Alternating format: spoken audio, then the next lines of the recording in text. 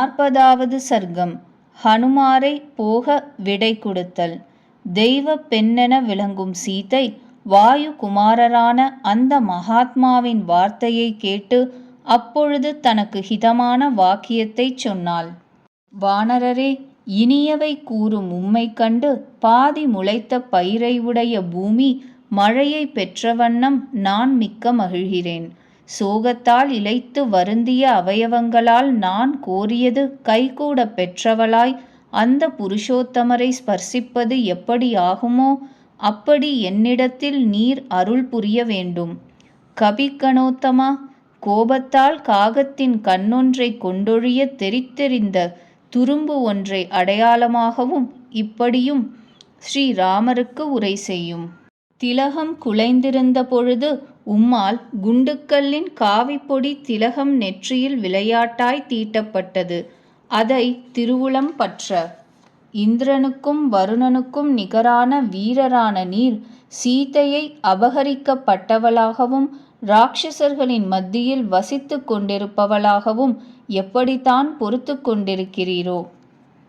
கால பிழைக்கு அப்புறப்பட்டவரே, இந்த திவ்யமான சூடாமணி என்னால் மிக பரிவுடன் காத்து வரப்பட்டது. விசனப்படுகையில் இதை கண்டு உம்மை பார்த்தால் போர் ஆறுவேன். நீரில் பிறந்ததும் மனத்தேர்ச்சி தருகிறதுமான இது என்னால் உமக்கு அனுப்பிவிடப்பட்டது.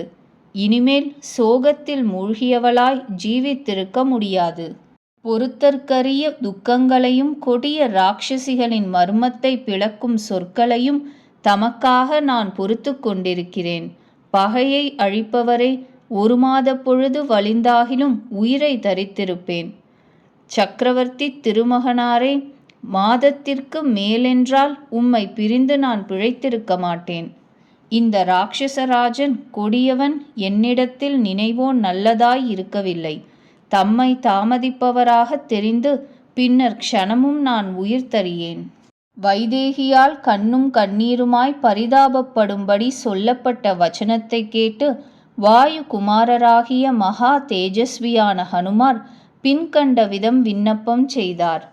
தேவி, உமக்கு சத்தியத்தின் மீது ஆணையிட்டு கூறுகின்றேன். ஸ்ரீராமர் உமது துக்கத்தால் மற்றெதையும் வெறுத்திருக்கின்றார்.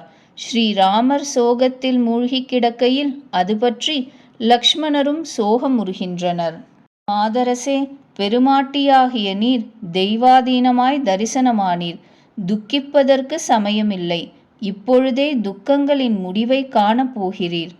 புண்ணியசாலிகளும் ஆண் புலிகளுமான அந்த 2 ராஜகுமாரர்கள் உம்மை காணக்கொண்ட வீரியமுடையவர்களாய் லங்கையை நீராக்கப் போகிறார்கள்.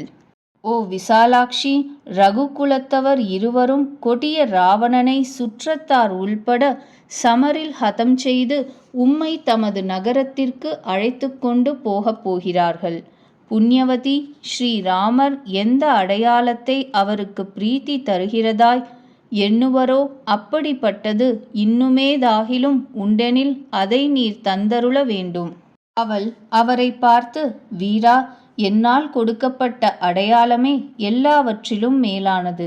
ஹனுமானே, எனது கேச பூஷணமான இதை கண்ட மாத்திரத்தில் ஸ்ரீராமருக்கு உமது சொல் நம்பத்தக்கதாகவே இருக்கும் என்று சொன்னாள். வானர சிரேஷ்டரான அந்த ஸ்ரீமான் அதை ஆபரணோத்தமமாய் மனதிலே பாராட்டி தேவியை தலையால் நமஸ்கரித்து போக விடை கொள்ள காத்து நின்றனர்.